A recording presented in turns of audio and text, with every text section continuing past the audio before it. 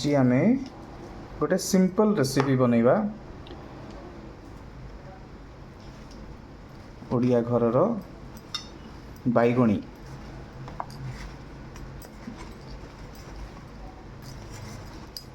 एमती चेका चेका काटी दे ताकू हलदी आ लुण रे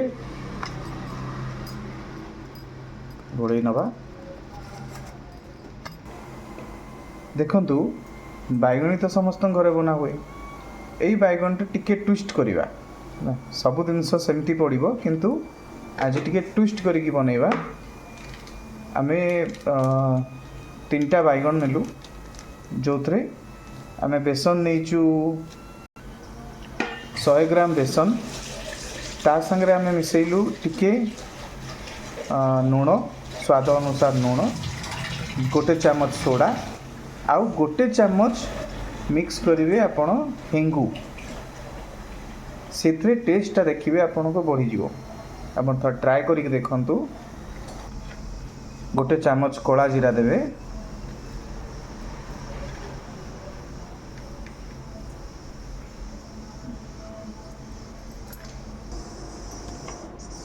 टिके लंका गुंड भी देवे 1 चामच लंका गुंड आउ ठीक बैटर बने देवे। पानी कंसिस्टेंसी हिसाब से देखंतु आउ ठीक बैटर बनेबे जेमती बैगण रे सेटा गोले हबो लागिबो नहले केतବେଳେ कोन हुए कि बैगणटा खाली रही जाए आउ से कंसिस्टेंसी लागेनी जोथि पई हमकु बैगण छणा भलिया लागे। देखंतु भले कि केमती मिक्स होची।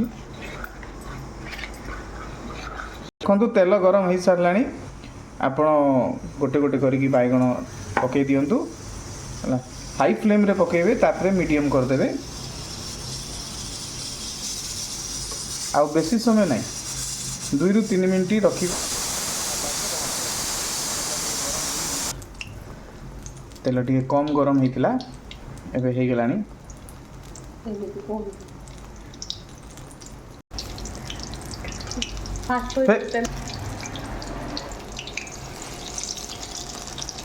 देखंतु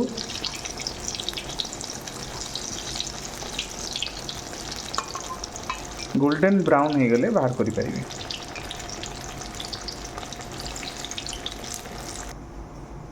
देखंतु एमती गरम हो गले ता बाहर कर देबे आउ जातु बनै खाइबे।